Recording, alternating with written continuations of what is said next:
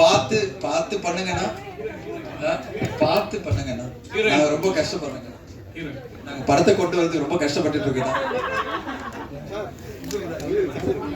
ஆமா விஜயமன் மேடம், இங்க மேடம் இந்த மாதிரி கேரக்டர் பெரும்பாலும் ஒரு பெரிய கமர்ஷியல் ஹீரோயின், நல்ல தெரிஞ்ச ஹீரோயின் கொடுத்தா வேண்டாம் அப்படிம்பாங்க, ரிஸ்கா இருக்கு, நிறைய விமர்சனங்கள் வரும் அப்படிம்பாங்க.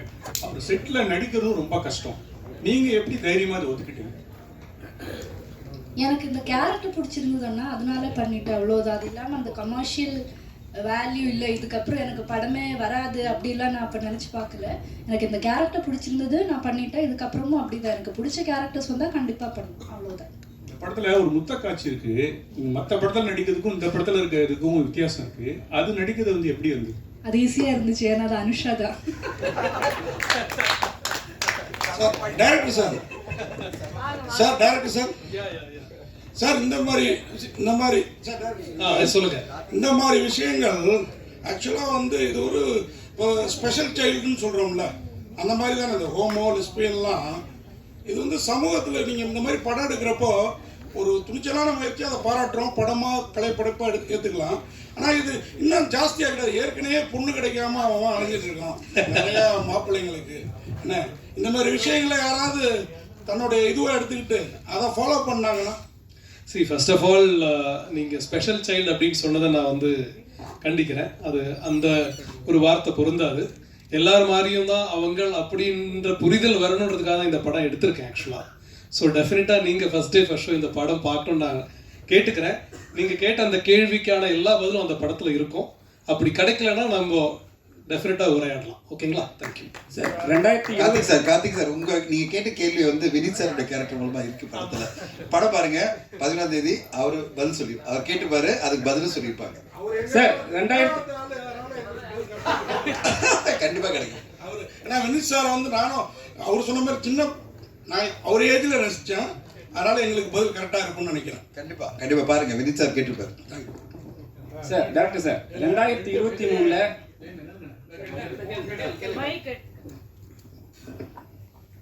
சார் இதில் 2 பெண்ணுங்க காதலிக்கிறாங்க. அவங்க வந்து தனியாக வாழணும்னு சொல்லிட்டு நினைக்கிறாங்க. அதுக்கு அப்பா அம்மா ஒத்துழைக்க மாட்டேங்கிறாங்க. பட் வழக்கமாக ஏற்கனவே நீங்கள் கோட் பண்ண மாதிரி தான் சமுதாயத்தில் வந்து ஒரு ஆண் பெண், ஆணுக்கு ஒரு பெண் அப்படின்னு சொல்லிட்டு தான் இருக்குது.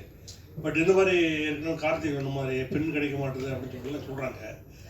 நீங்கள் வந்து இதை வந்து வற்புறுத்தி சொல்லும்போது நாடு முழுக்க இந்த மாதிரி ஆச்சுனாக்கா அப்புறம் குழந்தை பிறப்பு எப்படி நடக்கும்? அப்புறம் அதுக்கு பிறகு வந்து பெண்கள் அவங்க மட்டுமே குடும்பம் நடத்தலாமா? இந்த மாதிரி கேள்வியெல்லாம் இருக்குது. இதுக்கெல்லாம் நீங்கள் என்ன எப்படி சொல்ல போகிறீங்க படத்தில்? எனக்கு ஆக்சுவலி ரொம்ப சந்தோஷமா இருக்குங்க, ரொம்ப சந்தோஷமா இருக்கு. முதல் அந்த சார் கேட்ட கேள்வியாக இருந்தாலும், கார்த்திக் சார் கேட்ட கேள்வியாக இருந்தாலும் சரி, சாரி உங்கள் பேர் ஜெயச்சந்திரன் சார், நீங்கள் கேட்ட கேள்விகளாக இருந்தாலும் எனக்கு ரொம்ப சந்தோஷமா இருக்கு. ஏன்னா நான் அந்த எல்லா கேள்விக்குமே இதில் ஒரு கதாபாத்திரங்கள் அது ஆன்சர் பண்ணுது. உங்களோட அந்த ஆதங்களும் அந்த கேள்விகளும் இந்த படத்தில் இருக்கிற ஒவ்வொரு கேரக்டருக்கு இருக்குது. அது அவங்க என்ன பதில் சொல்கிறாங்கன்றது நீங்கள் படம் பார்த்தா உங்களுக்கு புரியும். நான் இப்போ அதை சொல்லிட்டா நான் படத்தில் இருக்க டைலாக் சொல்கிற மாதிரி இருக்கும், அதனால நான் அவாய்ட் பண்ணுறேன். டெஃபினட்டாக நம்ம இதோட படத்தோட ரிலீஸ் முடிச்சதுக்கப்புறம் நம்ம டெஃபினட்டாக டீட்டெயிலாக பேசுவோம். சார் சார் நீங்க கேட்ட அதே கேள்வி வினித் சார் அதுலயும் கேட்டார். எல்லாரும் ஜெயிச்சது சார். இப்ப வினித் சார் எல்லா கேள்வியும் கேட்டார். அதனால நீங்க படம் மட்டும் பாத்துருங்க. அதுல உங்க கேள்விக்கு எல்லாரும் அவர் கேட்டிருப்பாரு, அதுக்கு பதில் வந்து லிஜோ சொல்லியிருப்பாங்க, அது பிறகு அனுஷா சொல்லியிருப்பாங்க, டைரக்டர் வந்து அவங்க மூலமா சொல்லுவாரு. நீங்க பாருங்க சார். 2023ல வாழும் தொடங்கும் இடம் நீதானே, இதே மாதிரி ஒரு ஸ்கிரிப்ட் தான் அந்த படமும், சரிங்களா? அந்த படத்துலயே வந்து ஒரு லாஸ்ட் எண்டிங்கில் வந்து ஒரு மக்கள்கிட்ட விட்டுருவாங்க அந்த கிளைமேக்ஸை. ஸோ அதே மாதிரி தான் நிறைய படம் நீங்கள் பார்த்தீங்கன்னா மக்கள்கிட்ட கொடுத்துட்றாங்க.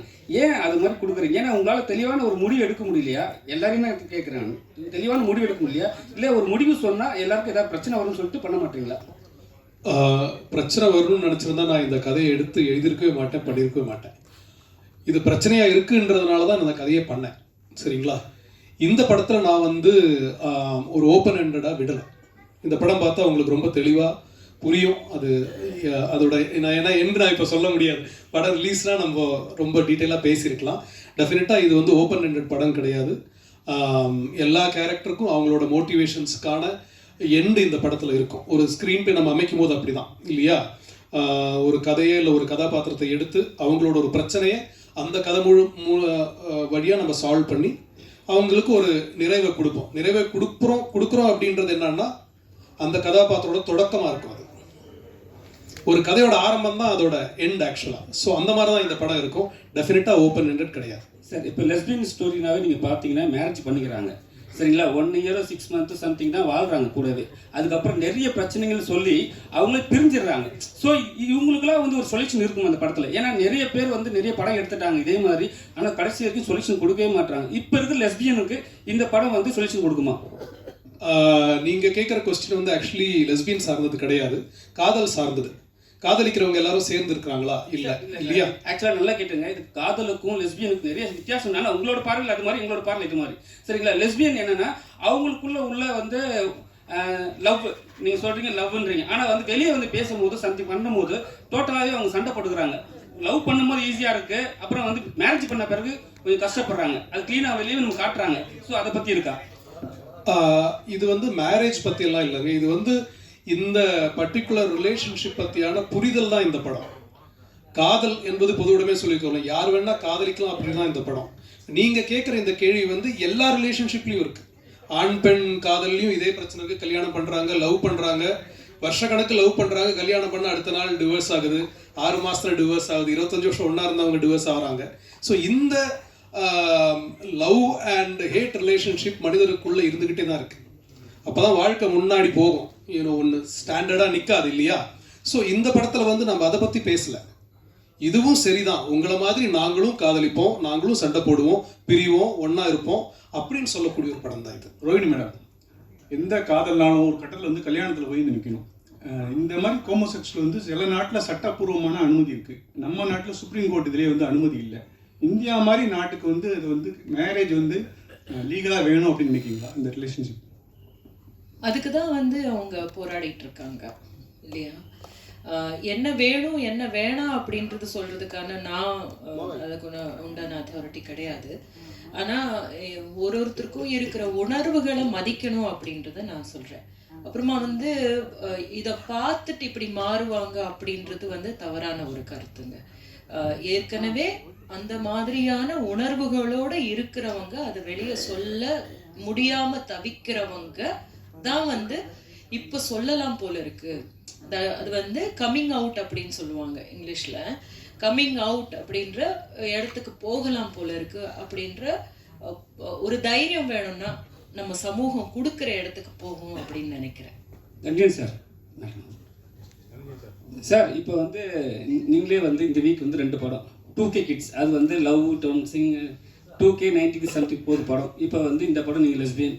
ஆனால் என்னன்னா February 14 ரிலீஸ் பண்ண காரணம் என்ன? முதல்ல ஏன்னா லவ்வர்ஸ் தான் வந்து நிறைய அவஸ்தைப்படுறாங்க பொண்ணு கிடைக்காம.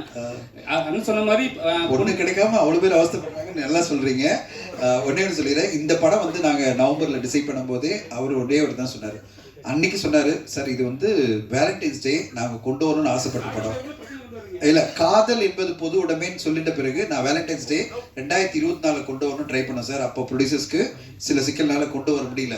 அட்லீஸ்ட் 2025 நீங்கள் லவர்ஸ் டே கொண்டு வந்துடலாம் சார், ஏன்னா அதுதான் சரியான டேட் இந்த படத்துக்கு, it's a tribute to lovers அப்படின்னாரு. சரி சார், நம்ம வந்து February 14 வந்துடலாம்னு சொல்லிட்டு நாங்கள் February 14 அனௌன்ஸ் பண்ணிட்டு அப்பயே அனௌன்ஸ் பண்ணிட்டு எல்லாம் பண்ணிட்டே இருந்தோம்.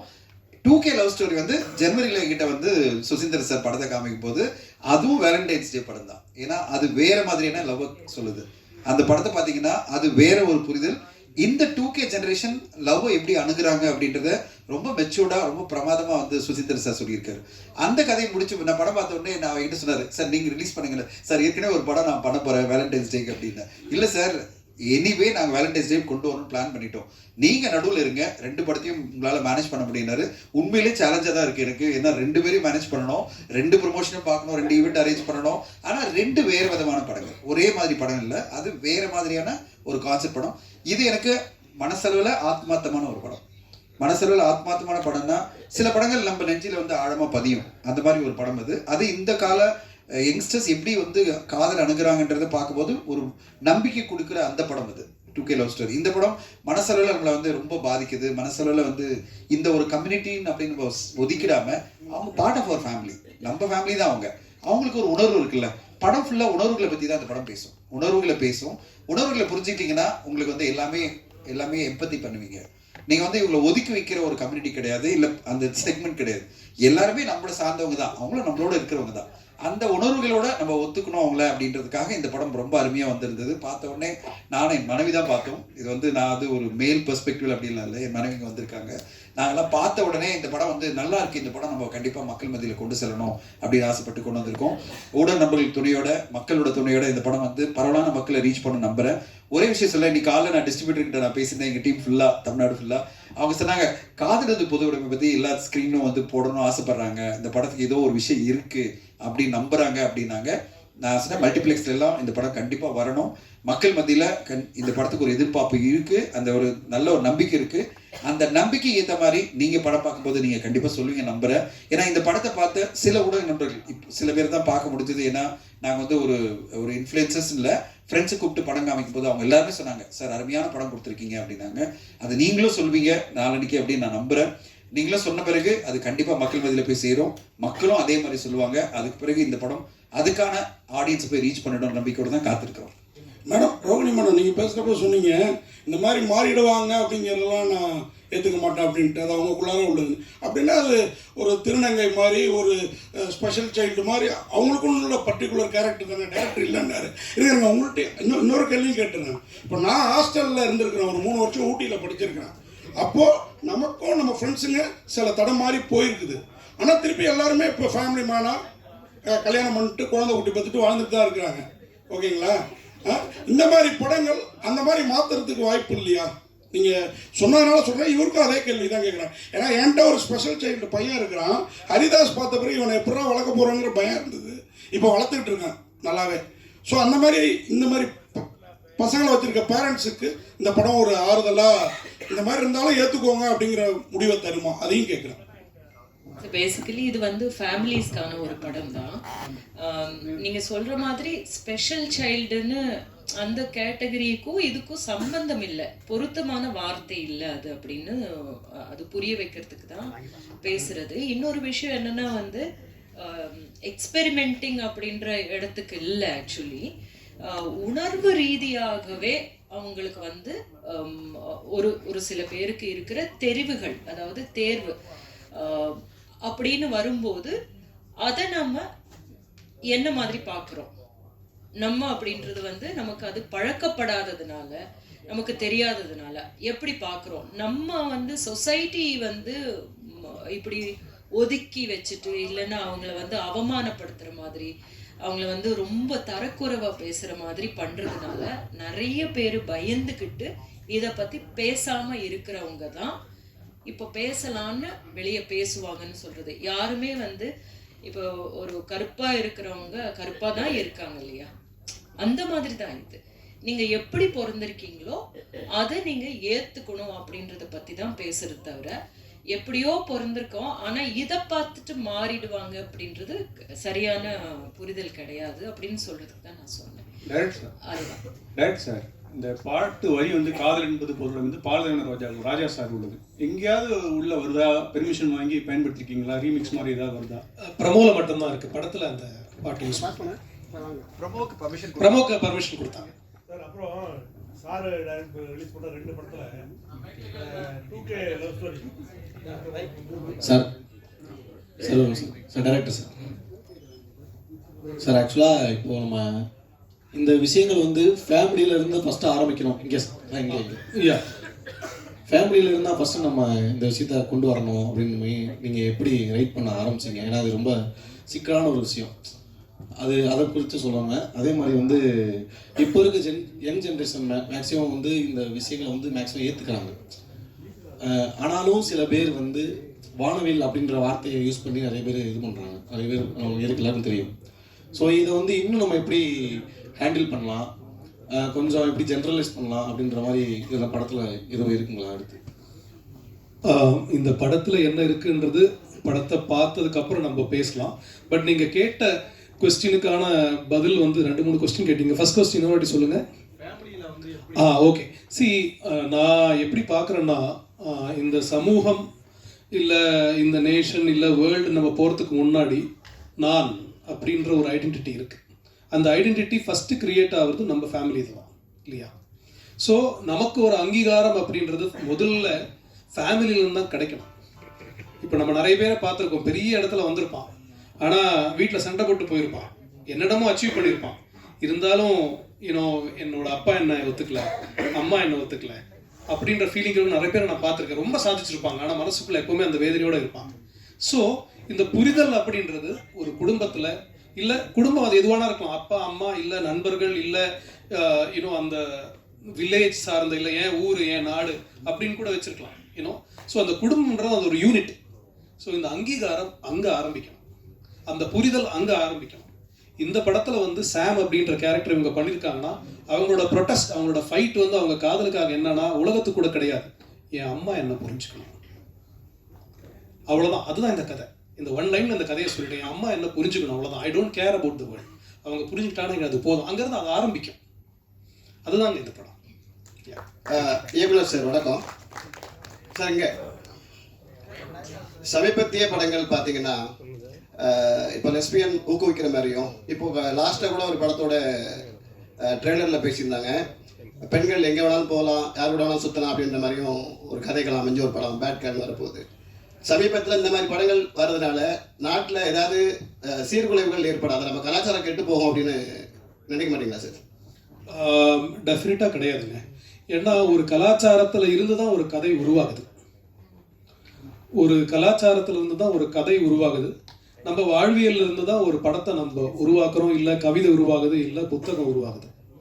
ஸோ ஒரு ரெஸ்பான்சிபிளான கலேஷ், ஒரு ரெஸ்பான்சிபிளான ஒரு கதையும் ஒரு ஆடியன்ஸும் ஒரு செட் ஆஃப் கலைஞர்களும் சேர்ந்து ஒரு படைப்பை கொடுப்போம், நம்ம அதை பற்றி யோசிப்போம், சரிங்களா?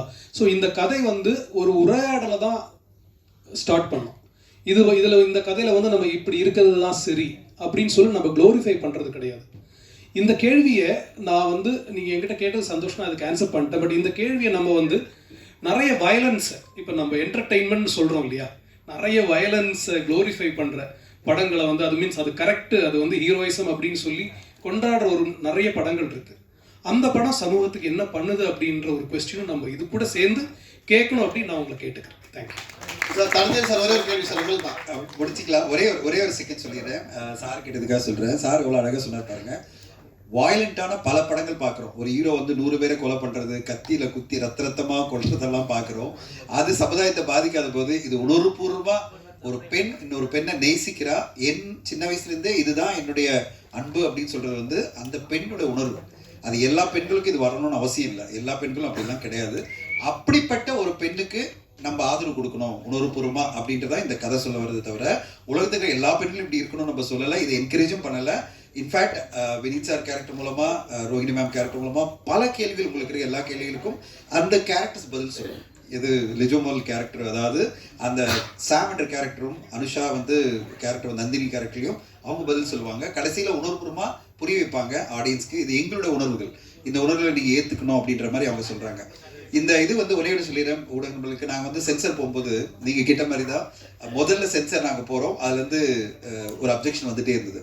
அதில் ஒருத்தர் வந்து ரொம்ப அப்ஜெக்ட் பண்ணிட்டே இருந்தாங்க, இது ஏ சர்டிஃபிகேட் கொடுக்கணும் படம், ஏன்னா இது வந்து ஒரு குறிப்பிட்ட சமுதாயத்துக்கு மட்டும்தான் இது வந்து ஏற்றுக்க முடியும் அப்படின்னு சொல்லும்போது நானும் டைரக்டர் உட்காந்துருக்கோம். நாங்கள் பிடிவாதமாக சொன்னோம், இது எல்லா தரப்புக்குமான ஒரு படம், எல்லா குடும்பங்களும் பார்க்கணும், அதனால் நாங்கள் ரிவைசிங் கமிட்டிக்கு போகிறோம் அப்படின்னு சொன்னோம். ரீஜனல் ஆஃபீஸர் சொன்னார், சரி ரிவைசிங் கமிட்டிக்கு போங்க அப்படின்னாங்க. இன்ஃபேக்ட் எங்களுக்கு என்ன சொன்னாங்க, அடல்ட் ஏ சர்டிஃபிகேட் கொடுத்து பல கட்ஸ் கொடுக்குறேன் அப்படின்னாங்க. நாங்கள் என்ன சொன்னோம், இல்லை இதில் எங்களுக்கு இதை ஏற்றுக்கொள்ள முடியாதுன்னா ரிவைசிங் கமிட்டி போகலாம். நாங்கள் ரிவைசிங் கமிட்டியில் 10 பேர் பார்த்தாங்க, 6 பேர் பெண்கள், ஒரு ஒப்பனாசில் 6 பேர் பெண்கள், 4 பேர் ஆண்கள். படம் பார்த்து முடிச்ச உடனே 6 பேருமே குடும்பஸ்தர்கள். ஒரு ஒப்பனா சொல்லிடுறேன், குடும்பஸ்தர்கள்னா குடும்பம், அவங்களுக்கு குழந்தைகள் இருக்குது, எல்லாருமே நான் பார்த்த உடனே உள்ளே போகும்போது தான் ஓ இவங்கெல்லாம் வந்திருக்காங்களா, அதாவது முக்கியமான ஆளுமைகள்லாம் வந்திருக்காங்க. ஏன்னா ரீஜனல் ஆஃபீஸர் முக்கியமான ஆளுமைகளை கூப்பிட்டுருக்காங்க, ஏன்னா இது ஒரு சென்சிட்டிவான படம், நீங்கள் வந்து பாருங்க அப்படின்னு ரிவைசிங் கமிட்டியில்.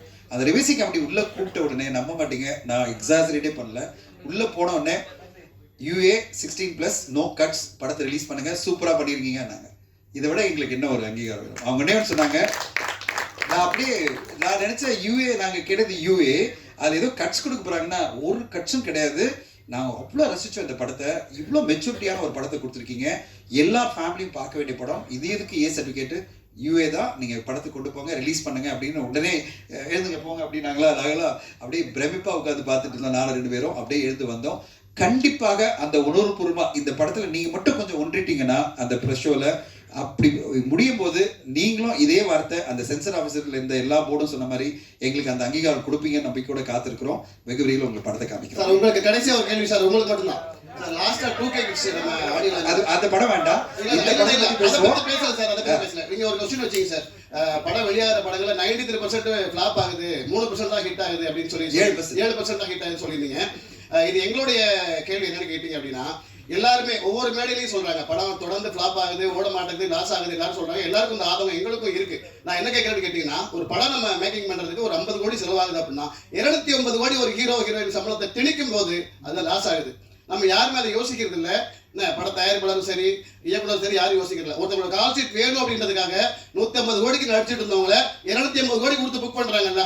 இப்ப லாஸ் எதனால சார் வருது? இந்த பெரிய நடிகர் நடித்த படங்களில் ஒரே ஒரு புரிதல், நான் தனியாக ஒரு ஒர்க் ஷாப்பே உங்களுக்கு பண்ணிடுறேன். ஏன்னா அதெல்லாம் நான் பண்ணிட்டு இருக்கிற ஆள் தான். பெரிய நடிகர் நடித்த படங்களில் 70% 80% ரெவன்யூ வந்து அதர் ரெவன்யூலேயே உங்களுக்கு வந்துடும். எதனால் அவ்வளோ சம்பளம் கொடுக்குறாங்கன்னா, ஒரு டிஜிட்டல் வந்து அவ்வளோ விலை கொடுத்து வாங்க ரெடியாக இருக்காங்க, சேட்டலைட் வாங்க ரெடியாக இருக்காங்க, மியூசிக் வாங்க ரெடியாக இருக்காங்க. ஆனால் அதே ஒரு சின்ன படமாக வரும்போது எல்லாரும் சொல்கிற ஒரே வார்த்தை என்ன தெரியுமா சார்? ஊடகங்கள் என்ன சொல்லுது, ஆடியன்ஸ் என்ன சொல்கிறாங்க, அது பிறகு வாங்குறேன்றாங்க. எந்த அளவு, அதாவது நாங்க எப்படி ஒரு சின்ன படம் எடுத்த எல்லா தயாரிப்பாளரும் நம்பி இருக்கிறது தெரியுமா? உங்களையும் ஆடியன்ஸ் தான் நம்பி இருக்கும். அவங்க நல்லா இருக்கு சொன்னாதான் சேட்டலைட் வந்து வாங்குவாங்க, டிஜிட்டல் வாங்குவாங்க. பெரிய நடிகர் நடிச்ச படம்னா எல்லாத்தையும் வந்து முதலே வாங்கிடுவாங்க. அதனால அவங்களுக்கு எந்த பயமும் இல்லை. அதனால அந்த படத்தோட கம்பேர் பண்ணாதீங்க. நாங்கெல்லாம் வந்து எதிர்பார்த்துட்டு இருக்குது உங்களை மாதிரி இந்த மாதிரி படங்களுக்கு உங்களுடைய ஆதரவு தான். சார் லாஸ்ட் கொஸ்டின் என்னன்னா, ரொம்ப நாளுக்கு அப்புறம் இது மாதிரி ஒரு படம் பண்றீங்க தமிழ் சினிமால. ஏன்னா நீங்க வந்து 80s 90s வந்து உங்களை வந்து கொண்டாடினாங்க. ரொம்ப நாள் படம் பண்ணாத காரணம் என்ன? ஏன் வந்து ஃபர்ஸ்ட் இப்போ ரொம்ப நாளுக்கு அப்புறம் இந்த படம் பண்ண காரணம்? ஆனால் வந்து சோஷியல் மீடியாவில் கடைசி வரைக்கும் அவங்க ட்ரெண்ட் பண்ணே இருக்காங்க. சந்திரமுகியா இருந்தாலும் சரி, சக்கரையா இருந்தாலும் சரி, எல்லாமே ட்ரெண்ட் பண்ணுங்க. அது எப்படி பார்க்குறீங்க? இல்லைங்க, ஆஸ் அன் ஆக்டர் எனக்கு வந்து டெலிபரேட்டாக ஒரு கான்ஷியஸாக எடுத்த பிரேக் அப்படிலாம் கிடையாது. வாய்ப்புகள் கம்மி தான் டெஃபினெட்லி. அண்ட் அது 2 ரீசன்ஸ். ஒன்று நம்மளோட சக்ஸஸ் ரேஷியோ, அது பொறுத்த வரைக்கும் தான் நமக்கு வாய்ப்புகள் வரும். எனக்கு ஆனால் பர்சனல் நோட், எனக்கு வந்து அந்த கேரக்டர் சேலஞ்சிங்காக இருக்கணும், என்னால் ஏதாவது கான்ட்ரிபியூட் பண்ண முடியும். அப்படி இருக்கிறது தான் நான், especially after the point of time, இப்போ at this point of my career, at this age, this is a time to explore different characters. So அதனால டைம் எடுத்து இப்போ வர்ற எல்லா ரோலும் பண்ணாமல், இப்போ மலையாளத்தில் நான் பண்ணிட்டு இருக்கேன் நிறைய படங்கள், தமிழில் ஆல்சோ வரும்போது இந்த மாதிரி தான் ரேராக வருது. ஸோ அதுதான் உண்மை ஆக்சுவலி. அதனால நான் டெலிபரேட்டாக பிரேக்கு அப்படியெல்லாம் இல்லை. அஃப்கோர்ஸ் மை டான்ஸிங் ப்ரொஃபஷன், என்னோட டான்ஸ் ஸ்கூல் அதெல்லாம் ஒரு சைடில் வேறு போயிட்டுருக்கு. But as an actor I think it is very important. ஏன்னா மக்கள் மனசு, இப்போ நீங்கள் சக்கரை எடுத்து சொல்கிறீங்க, காதல் தேசம் எடுத்து சொல்கிறீங்க, மே மாதம் ஒரு Chandramukhi, that goodwill is so important. நம்ம என்ன பெர்ஃபார்ம் பண்ணியிருக்கோம் அது எப்போ அது மனசில் இருக்கும் மக்களுக்கு. இப்போ இன்னைக்கும் எங்கிட்ட இப்போ மோர் தென் 33 இயர்ஸ் அவரை பற்றி இன்னைக்கும் நான் ஒரு கேபில் ஏறினா அந்த படத்தை பற்றி, அந்த கேரக்டர் பற்றி மக்கள் எங்கிட்ட பேசுனா, it is because of that craft, அந்த டைரக்டரோட, அந்த ரைட்டரோட, இளையராஜா சாரோட மியூசிக், அந்த டீமோட ஒர்க். ஸோ அந்த மாதிரி டீமில் அந்த மாதிரி ஒரு வாய்ப்பு வரும்போது தான் பண்ணணுன்றது என்னோட ஒரு பேசிக் பாலிசி. அப்போ தான் மக்கள் மனதில் நம்ம இருக்கும். ஸோ அதனால ஆஃப்டர் லாங் டைம் எனக்கு இந்த மாதிரி, of course I have done in between படங்கள் பண்ணிட்டு இருந்தேன். JP when he sent the script I was so fascinated. ஏன்னா அந்த ஏஜுக்கு ஏற்ற மாதிரி நான் இதுவரை பெர்ஃபார்ம் பண்ணாத மாதிரி. அண்ட் ஸோ அது ஒரு சேலஞ்சாக இருந்தது. And I was confident. அது தட் இஸ் வெரி இம்பார்ட்டன்ட். இது பண்ணி it has to be justified. அது நம்ம டிஸ்கஷன்ல he also felt the confidence that என்னால பண்ண முடியும். அப்படியே வந்தது. தேங்க்யூ.